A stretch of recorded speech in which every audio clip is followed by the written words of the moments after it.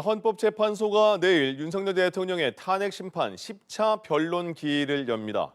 조지호 경찰청장이 출석 의사를 밝히면서 체포 지시가 있었다고 한 검찰 진술 조서가 쟁점이 될 것으로 보입니다. 조성엄 기자입니다. 윤 대통령 탄핵 심판 10차 변론은 오후 3시에 시작해 한덕수 국무총리, 홍장원 전 국가정보원 1차장, 조주호 경찰청장 등 3명의 신문을 120분씩 진행합니다. 10차 기일 첫 증인으로 나서는 한 총리는 계엄 사태 이후 윤석열 대통령과 처음 마주합니다. 비상계엄 당시 열린 국무회의의 적법성이 쟁점이 될 것으로 보입니다. 앞서 한 총리는 정상적인 국무회의가 아니었다고 진술했습니다. 사람이 모였다는 것 말고는 간담회 비슷한 형식이었고 개의 종료선언 등의 절차도 없었다고 진술하고 있습니다.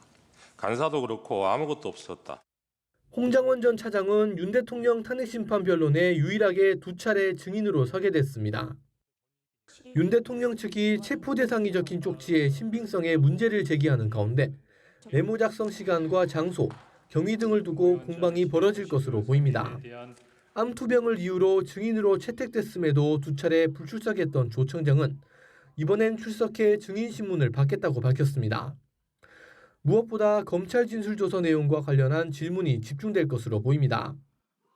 9차 변론에서 국회 측이 공개한 조 청장의 조서에서는 비상계엄 당시 윤 대통령이 조 청장에게 밤 11시 30분부터 새벽 1시 3분까지 모두 6차례 전화를 걸어 국회의원들을 체포하라는 취지의 지시를 했다는 내용이 담겼습니다.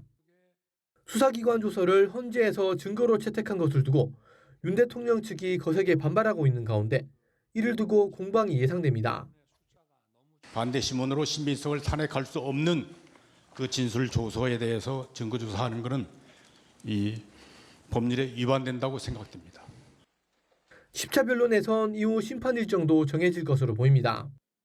헌재가 추가 기일을 별도로 잡지 않으면 증인 신문은 마무리되고 이후 양측의 최후 진술 절차 등 재판 마무리 수순을 밟을 전망입니다. 연합뉴스 TV 조성음입니다.